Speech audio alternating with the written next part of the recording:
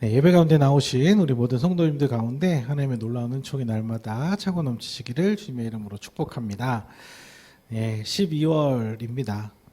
12월 되자마자 기온도 뚝 떨어지고 눈도 막 오고 본격적인 겨울 날씨가 되었는데요. 추운 날씨에 감기 조심하시고 옷 따뜻하게 잘 챙겨 입으셔서 건강하게 겨울 잘 나시기를 바랍니다. 제가 이렇게 일을 하면서 라디오를 자주 듣는데 12월 딱 되니까 확실히 분위기가 달라진 것 같아요. 그래서 뭐 노래들도 죄다 겨울 노래, 캐롤 이런 것들 막 나오고 이야기 주제들도 다 연말 파티, 크리스마스 선물 이런 이야기들인데요. 어떤 면에서 보면 그리스도인들보다 비그리스도인들이 괜히 더 들뜨는 것 같아요. 그래서 우리는 그런 분위기에 어떤 취해서 들뜨기보다는 우리를 구원하시기 위해 이 땅에 오신 예수님을 더욱 제대로 알고 더욱 깊이 묵상하면서 성탄을 맞이하면 좋을 것 같습니다. 그래서 우리가 이제 대림절로 함께 말씀을 묵상하며 나아가고 있는데요. 오늘은 대림절 둘째 주일입니다. 그래서 말씀을 통해서 주님의 오심을 바르게 인식하고 묵상하는 귀한 시간이 되길 소망합니다. 대림절의 의미를 관통하는 전통적인 키워드는 네 가지인데요.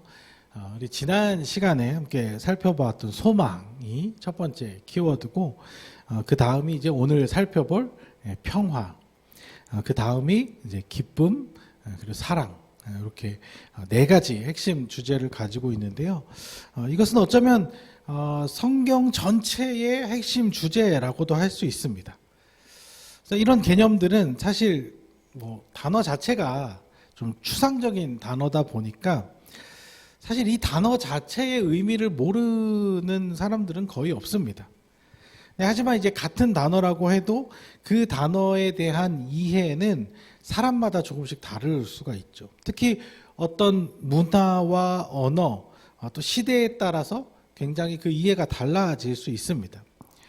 그래서 이번 대림절 시리즈 설교에서는요, 우리가 이 단어들에 대해서 일반적으로 가지고 있는 이해와 또 성경에서 이야기하고 있는 개념과 어떤 차이가 있는지, 그리고 그 개념이 예수님이 이 땅에 오신 사건과 어떻게 연결되는지를 이해하는 것, 그것이 중요합니다. 말 그대로 사실 평화, 오늘 평화에 대해서 함께 나눌 건데, 평화 다 아시잖아요. 평화, 우리 평화롭게 삽시다. 이러면 그 뜻을 모르는 사람은 없을 거예요. 다 평강, 편안, 평강, 평안, 평화, 다 좋은 말들이고, 또 우리가 실제로 다 바라고 원하는 것들 아닙니까? 그런데 그렇게 다 아는 얘기라고만 생각하면 조금은 이제 설교가 뻔하게 들릴 수가 있는데요. 거기서 조금만 더 집중하셔서 그 안에서 성경이 말하는 진짜 의미들을 더 깊게 이해해 보는 시간이 되면 좋을 것 같습니다. 자, 그러면 한번 평화에 대해서 좀 생각을 해볼게요. 우리가 일반적으로 생각하는 평화의 의미는 뭘까요? 평화가 뭡니까? 사전에서는 이렇게 다루고 있습니다. 일단 크게 두 가지인데, 기본적으로는 평온하고 화목한 상태를 말하는 거예요. 그리고 좀 더 구체적으로는 어떤 전쟁, 분쟁 또는 일체의 갈등이 없는 상태, 없이 평온한 그런 상태라는 거예요. 평강, 평안, 이것도 마찬가지인데요. 평강, 평안 둘 다 똑같은 뜻인데, 걱정이나 탈이 없다 또는 무사히 잘 있다, 이런 뜻이에요. 아무 탈 없으시죠? 무탈하시죠? 그러면은 평화를 이루고 계시네요. 평화를 이루고 계신 건가요? 자, 그러면 그 평화가 이런 의미다라고 한다면, 사실 오늘 우리가 읽은 본문인 이사야 9장 6절의 말씀은 예수님의 탄생을 예언하는 아주 유명한 성경 구절인데, 평강의 왕으로 오실 것이다 이렇게 선언을 하잖아요. 그럼 그 의미가, 그럼 모든 갈등을 해소하고 화해시키고 그냥 다툼과 싸움이 없는 상태를 만드시기 위해서 이 땅에 오셨다, 이런 의미일까요? 그리고 우리가 꿈꾸는 하나님 나라의 평화라는 것이 그냥 다툼이 없는, 일체의 다툼이 없는 그냥 조용한 상태를 의미하는 것일까요? 성경이 말하는 평화가 만약에 그런 어떤 갈등과 다툼이 없는 상태만을 의미하는 것이라면 평화를 이룰 수 있는 조금 더 간단하고 쉬운 방법이 있습니다. 어떤 것이냐면 서로 관계를 소홀히 하는 거예요. 무슨 말인지 아시겠어요? 서로 관계를 잘 안 맺고 너는 너대로 나는 나대로 살면 싸울 일이 별로 없습니다. 갈등도 안 생깁니다. 싸우고 다툼이 없으면 그러면 그게 평화냐는 것이죠. 그냥 아무것도 하지 않고 가만히 있으면 아무 일도 일어나지 않고 조용히 평화를 유지할 수 있겠죠. 하나님이 우리에게 주시고자 하는 평화가 그런 의미의 평화냐는 거예요. 그건 좀 아닌 것 같죠? 그럼 성경에서 말하는 평화의 그 개념은 과연 무엇일까? 오늘 우리가 이제 아까 찬양에서도 불렀는데 많이 들어본 우리가 잘 알고 있는 몇 개 안 되는 히브리어 단어 중에 하나가 있죠. 예, 샬롬. 구약 성경에서는 이 샬롬이라는 단어로 많이 이 평화가 표현이 되는데, 그럼 샬롬은 뭘까요? 샬롬을 사실 이제 뭐 우리가 그동안 뭐 많이 아시겠지만 이렇게 인사로도 사용을 해요. 히브리 그쪽 유대인들은 샬롬 샬롬 하면서 안녕하세요. 그런 이제 평안하냐 이제 그런 의미로도 사용이 되는데, 이 샬롬의 원래 의미가 뭐냐? 이 샬롬의 평화는 단지 갈등이 없고 다툼이 없는 그냥 무엇인가가 그냥 없는 상태, 어떤 그런 없는 상태가 아니라 무언가 그 자리에 더 나은 것이 있는 상태라고 말할 수 있어요. 그게 무엇이냐면 뭐라고 표현할 수 있냐면 온전함. 이 단어 자체의 뜻이 온전하다, 충분하다라는 뜻을 가지고 있다는 거예요. 그러니까 어떤 개념이냐면요. 자, 한번 생각해 보세요. 자, 하나님께서 이 세상을 창조하셨죠. 네, 창조하시고 뭐라고 하셨어요? 보시기에 심히 좋았다고 하셨잖아요. 이제 그런 상태를 말하는 거예요. 좀 더 구체적으로 우리 권사님이 그 꽃꽂이를 우리 교회에서도 이렇게 해주시잖아요. 예쁘게 이렇게 꽃꽂이를 해주시는데, 근데 꽃을 사 와서 이렇게 예쁘게 꾸미는데 처음에 꽃을 사가지고 이렇게 오면 그 상태가 어떠냐면 꽃이 이렇게 다 흩어져 있고, 그다음에 이제 꽃꽂이 틀이랑 이제 이런 거 다 따로 있고 다 흩어져 있잖아요. 그러니까 어떤 모양이 잡히지 않고 꽃은 꽃대로 잎은 잎대로 다 이렇게 흩어져 있단 말이에요. 그것을 하나하나 예쁘게 어떤 목적을 가지고 꽂아가면서 그 모양을 완성해 나갈 거 아닙니까? 제가 꽃꽂이를 해본 적이 없어서 그냥 상상을 한번 해보면 꽃을 꽂으면서 여러 많은 고민을 할 것 같아요. 그쵸, 권사님? 막 이렇게도 꽂아보고 저렇게도 꽂아보고 하면서 좀 더 예쁘게 더 아름다운 상태를 만들기 위해서 막 노력을 할 거 아니에요. 그런데 어떨 때는 꽂아놓고 보면 좀 마음이 안 들 수도 있고, 사실 이제 이런 거 잘 모르는 사람이 보면 다 그냥 이뻐 보이는데 또 그거를 하는 사람은 그 사소한 디테일 하나하나까지 이렇게 보면서 막 이렇게 한단 말이에요. 그렇게 딱 해놓고 이런 식으로 하고 저런 식으로 하다가 됐다 싶을 때가 있잖아요. 이 정도면 된 것 같아. 이 정도면 충분히 예쁘게 나온 것 같아. 이 정도면 내가 생각한 대로 내가 원하던 대로 충분히 나온 것 같아. 만족스러워. 이 상태가 샬롬의 상태라는 거예요. 다들 이제 김장 다들 끝나셨으니까, 김장도 마찬가지죠. 배추와 이 속과 이런 것들이 다 처음에 흩어져 있는 상태, 이 불완전한 상태, 평화가 깨진 상태에서 이것들을 하나 이렇게 조합해서 내가 원하는 대로 내가 원하는 맛의 김치를 이렇게 만들어 내서 결국에는 다 끝내고서 통에 다 담아놓고 그 뿌듯한 마음의 상태 아시겠어요? 다 이루었도다. 모든 것이 다 완성된 그 상태가 그 온전함, 그 샬롬의 상태라는 거예요. 하나님께서 천지 만물을 창조하시고 흡족해 하시면서 됐다, 이만하면 됐다, 이거보다 더 잘 만들기는 어렵다, 끝, 완성, 이런 상태를 말하는 것이죠. 그리고 또 이제 이런 걸 생각해 볼 수가 있는데요. 가끔 이제 그 인터넷 사진들 같은 거 이렇게 재밌는 사진들 보면 마음이 그 편안해지는 사진, 마음이 불편해지는 사진, 이런 것들이 있어요. 뭐 어떤 것들이냐면, 자, 사람들이 어떨 때 마음이 편안해지냐면 모든 것이 다 깔끔하게 정리되어 있을 때, 이때 마음의 안정감과 편안함을 느낀다는 거예요. 이게 그냥 다 여기저기 흩어져서 너저분하게 있는 게 아니라 색깔대로, 모양대로, 정렬대로 쫙 돼갖고, 저 나무 조각들이 저렇게 딱 맞아가지고 딱 이렇게 돼 있는 완성된 온전한 상태가 됐을 때 마음이 편안하잖아요. 그 평안을 얘기를 하는 거예요. 근데 마음이 언제 우리가 불편해지냐면, 이것이 뭐가 하나라도 삐뚤어지면 굉장히 마음이 불편해지죠. 이 보도블럭에 저기 뭐가 하나가 저렇게 벽돌이 하나 저렇게 툭 나와 있고, 그렇죠. 일을 끝내고 저거 맨홀 뚜껑을 좀 이렇게 모양을 맞춰서 닫아놨으면 좋았을 텐데, 저렇게 놔두면 보는 사람이 그러니까 이게 뭐가? 평화가 깨어진 상태, 완전 온전함이 깨어진 상태를 의미한다는 거예요. 그러니까 샬롬의 의미는 이 지금 불편한 상태를 온전한 상태로 바꾸어 가는 것까지를 의미하는 거예요. 아직 온전한 모습을 이루지 못한 파편들을 제대로 조합하고 맞춰서 온전한 모습으로 만들어가는 것. 그래서 어떤 그 머물러 있는 하나의 상태가 아니라 그 온전함을 향해 나아가고 있는 힘, 에너지를 담고 있는 것이죠.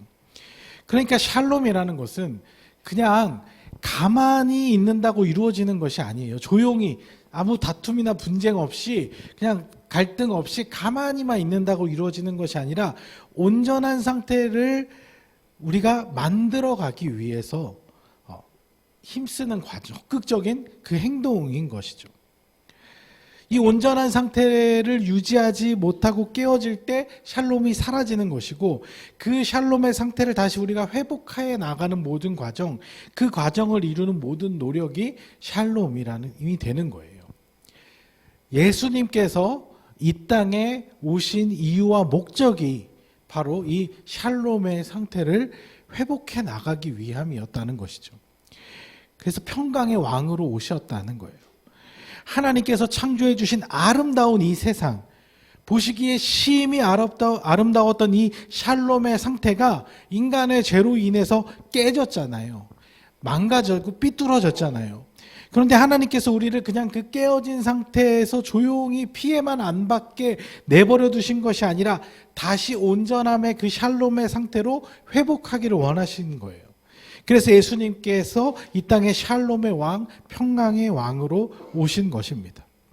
자, 무엇을 회복해 나가셨나요? 가장 먼저 하나님과 우리의 깨어진 관계를 회복해 나가셨죠. 하나님은 우리의 아버지, 우리를 만드신 존재잖아요. 우리는 그의 피조물, 그의 자녀된 존재잖아요. 근데 이 관계가 깨졌어요. 죄와 거짓된 사단이 그 관계를 망가뜨려 놨어요.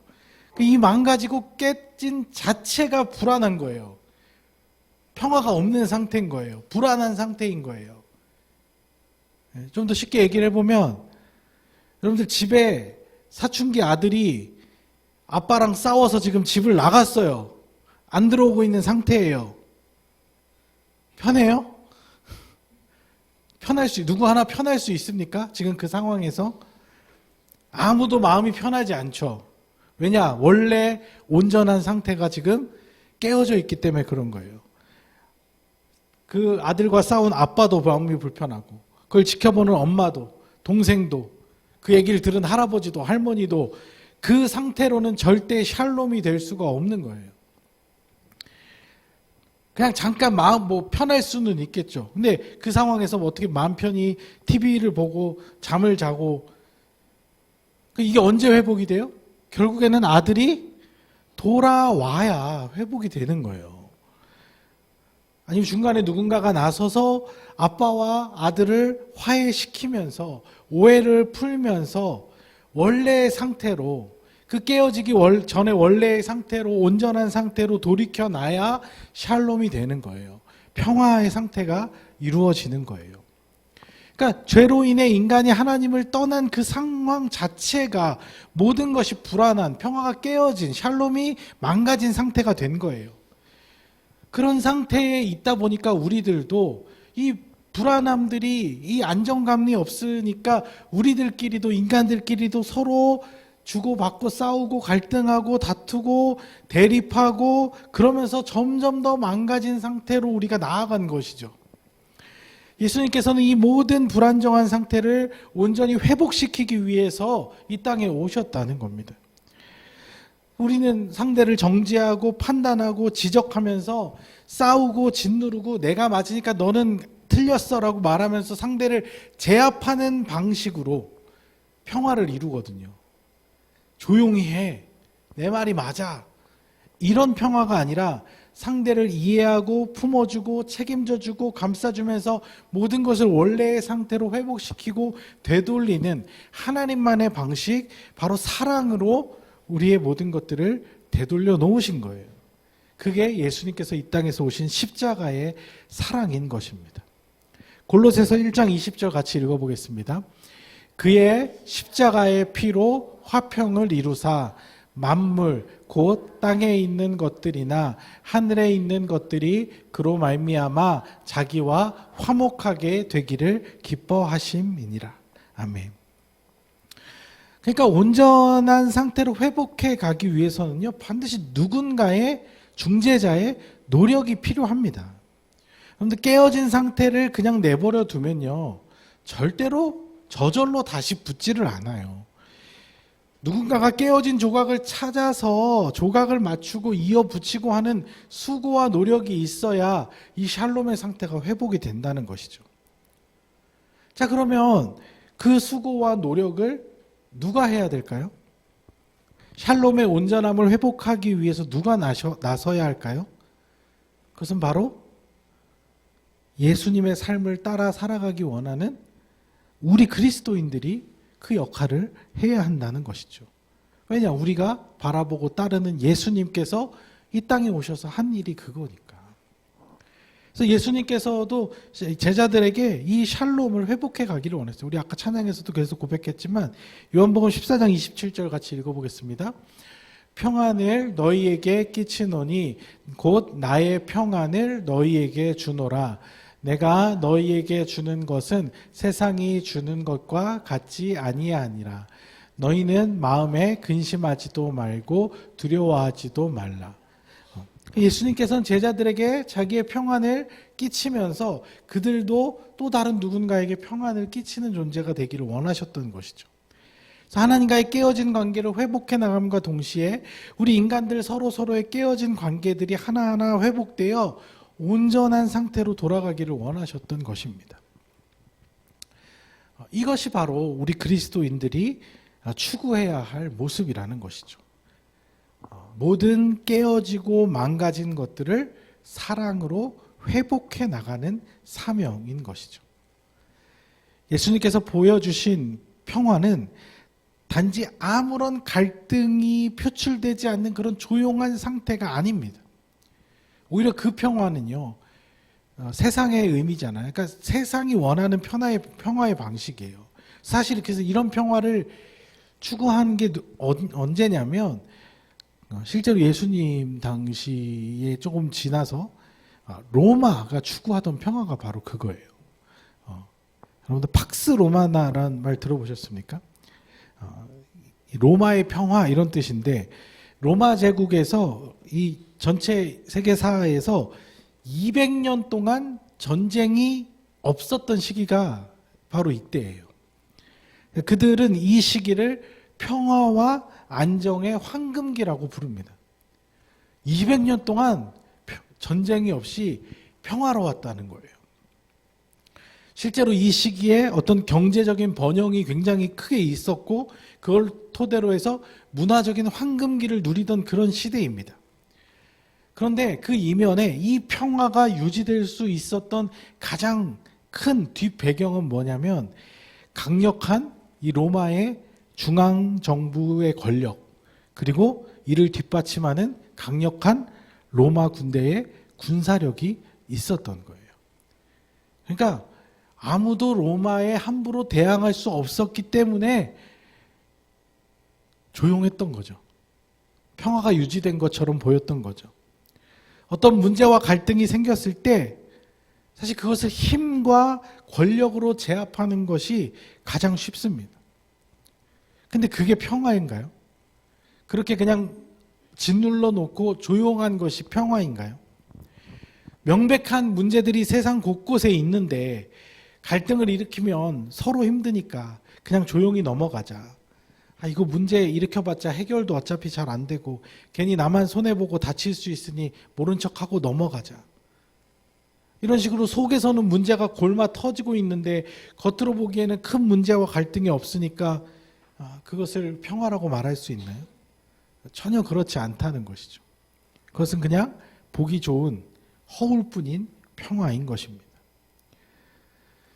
그리스도인들이 추구해야 할 모습은 그런 모습이 아니라 우리의 삶에 비록 겉으로 드러나는 큰 문제가 없을지라도 우리의 삶에 지금 놓여 있는 여러 가지 상황들 가운데서 회복되어야 할 부분들, 그래서 삶의 모든 깨어지고 망가진 그런 문제들을 막 감추고 숨기고 억누르는 그런 방식이 아니라 미리 적극적으로 바로 잡아서 샬롬의 상태를 추구해 가는 것, 그게 그리스도인들의 모습이어야 한다는 거예요.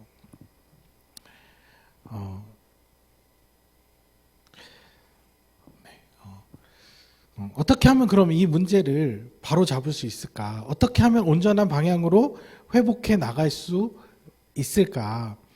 이것을 적극적으로 우리가 고민하면서 방법을 찾아보고 때론 그 문제를 해결하기 위해서는 내가 희생해야 될 때도 있겠죠. 내가 감수해야 될 노력들이 있겠죠. 그런 것들을 기꺼이 감수해 가면서 모든 사람들이 온전한 상태를 누릴 수 있도록 자신의 에너지를 기꺼이 쏟아 놓을 수 있어야 한다는 것이죠. 내 삶에 지금 아무런 갈등이 없고 문제가 없고 시끄러운 일 없고 그냥 편안하다. 여기에 만족하는 것이 아니라, 왜냐하면요 거기에 사실은 편하죠. 그런 아무 일들이 없음. 근데 우리가 이 땅을 살아가면서는요 사실 그 시기는 굉장히 짧게 지나갈 수밖에 없어요. 조금만 지나면 우리 앞에 또 다른 여러 가지 문제들이 어떻게 펼쳐질지 모른다는 것이죠. 그래서 미리 더 적극적으로 샬롬의 온전한 상태를 미리 적극적으로 선제적으로 추구하기 힘써야 한다는 거예요. 뭐부터 해야 될까요? 하나님과 나와의 영적인 관계부터.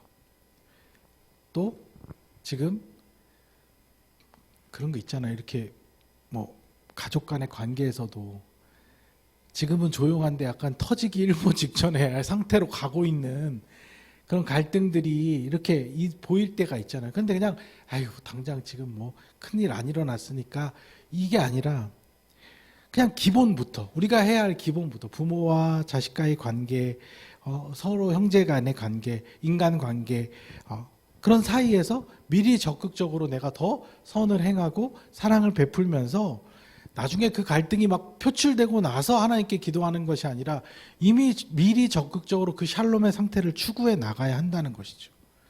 나의 가정에서, 인간관계에서, 직장 생활에서, 사업에서 그 하나님의 기뻐하시는 온전함을 이루기 위해서 뭐가 필요할까? 그걸 고민해 가는 거죠. 그래서 그 고민을 통해서 더 적극적으로 하나님의 뜻을 이뤄가는 것이 진정한 평화의 삶이 되는 거예요.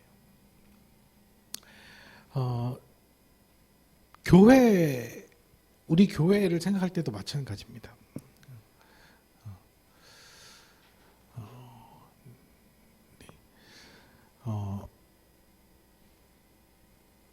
우리 교회 평안하죠? 평안하죠? 평화롭죠? 네. 왜요? 표면적인 갈등이나 문제나 뭐 그런 것들 크게 없잖아요. 올 한 해 무탈하게 한 해 잘 넘어왔잖아요. 평화는 맞는데 샬롬인가 생각할 때 아직 우리는 그 온전함을 이룬 것이 아니라 그 온전함을 향해 우리는 나아가야 할 상태라는 거예요. 우리는 그 온전함을 향해 계속해서 나아가는 상태라는 겁니다. 그래서 하나님이 보시기에 또 우리들이 느끼기에도 언젠가 이제 교회 나와졌다. 이제 우리가 정말 그러니까 언젠가는 우리가 이 개척교회 개척이라는 말을 띄는 순간이 그래서 뭔가 개척교회 하면 아직 이제 교회를 일구어가는 그런 과정이라고 한다면 이제는 우리가 개척교회라는 말 안 붙여도 될 정도로 이제 교회 나와졌다라는 그때가 될 때까지는 우리가 그 온전함을 향해서 계속 꿈꾸고 하나님이 우리에게 원하시는 교회의 방향성과 비전을 계속 꿈꾸고 적극적으로 그것을 성취하고 이루어 나가야 한다는 것이죠. 그 샬롬의 상태를 향해서. 근데 이게 저절로 됩니까? 그냥 하나님이 알아서 그냥 이렇게 다 알아서 다 해주십니까? 뭐 하나님이 인도하시는 것이 크긴 하겠죠. 하지만 우리가 해야 할 역할이 분명히 있다는 거예요. 그 꿈을 가지고 그 소망을 가지고 함께 마음을 모으고 힘을 모으고 우리가 소극적으로가 아니라 그냥 적극적으로 해 나가야 할 부분이 있다는 거예요. 여러분들 지금 이 시대가 어떻습니까? 교회가 사람들에게 걱정거리가 되고 실망거리가 된 이 세상에서 우리는 사람들에게 희망을 주고 소망을 줄 수 있는 그런 교회 공동체, 또 그런 그리스도인으로 우리가 성장하기 위해 적극적으로 그 샬롬의 상태를 추구하며 나아가야 한다는 것이죠. 그 온전한 상태. 우리 개인으로도 아직 많이 가야 하죠. 우리가 온전한 그리스도인의 모습을 이상으로 그렸을 때 우리 지금 얼마만큼 가고 있습니까? 또 우리가 꿈꾸는 온전한 교회의 모습, 그 교회를 향해서 우리가 얼마간의 시간이 필요할지 모르지만 그 꿈을 가지고 나아가다 보면 하나님께서 언젠가는 거기에 이룰 수 있도록 이끌어 주신다는 거예요. 저는 우리가 그 꿈을 너무 급하게 꿀 필요는 없다고 생각해요. 하루아침에 당장에 이루어지지는 않겠죠. 하지만 우리가 먹던 목적과 방향성 없이 어떤 에너지 없이 그냥 가만히 있다고 이루어지지는 않는다는 거예요. 그것을 우리가 추구하고 나가다 보면 반드시 하나님의 때에 그 선한 열매들이 맺어지게 된다는 것이죠. 중요한 것은 그 온전함을 추구하기 위해서 우리의 지속적인 에너지, 노력이 필요하다는 겁니다. 먼저 나 하나부터, 또 나의 삶부터, 나의 가정부터 하나님이 기뻐하시는 온전한 모습으로 변화시켜 나가다 보면 하나님 나라의 평화는 자연스럽게 우리 안에 이루어져 있을 거예요. 사실 평화가 다 깨어진 이 세상 속에서 사실 샬롬을 누린다는 것, 평안을 누린다는 것 자체가 어떻게 보면 현실적으로 굉장히 꿈 같은 이야기처럼 들릴 수 있습니다. 사실 어려워요. 근데 포기해서는 안 되는 꿈이라는 것이죠. 광고에 보니까 이런 멘트가 있더라고요. 불안을 이길 수 있는 사람은 없다. 하지만 약은 있습니다. 이렇게 약 선전을 하더라고요. 그러니까 안정감을 주는. 이 말이 맞아요? 대충 들으면 맞는 말 같은데. 근데 이제 약으로 진정시킬 수 있는 것은 불안이 아니고 불안감이죠. 불안 자체가 해소되는 게 아니라 그 불안감을 어떤 물리적인 그런 걸로 일단은 이렇게 누르는 거잖아요. 저건 불안을 완전히 해소한 것이 아닙니다. 저 약기운 떨어지면 다시 또 불안이 올라오겠죠. 맞아요. 사실 이 평화가 깨어진 이 세상 속에서는요, 불안 자체를 이겨내기는 힘듭니다. 불안이 팽배한, 불안정함이, 왜냐하면 깨어진 상태니까. 그 하나님 나라의 안정감이 있는 상태가 아니라 다 깨어진 상태니까 이게 힘들어요. 그런데 저는 분명하게 이야기할 수 있는 거는요.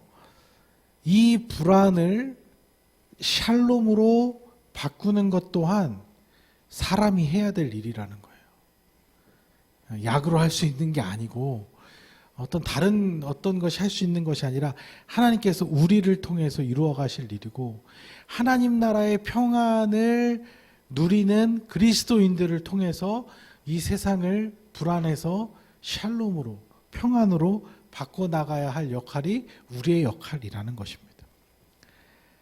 예수님이 먼저 보여주셨던 그 삶의 모습을 따라가면서 우리도 이 샬롬을 회복해 나가는 그런 삶을 살아가기를 소망합니다.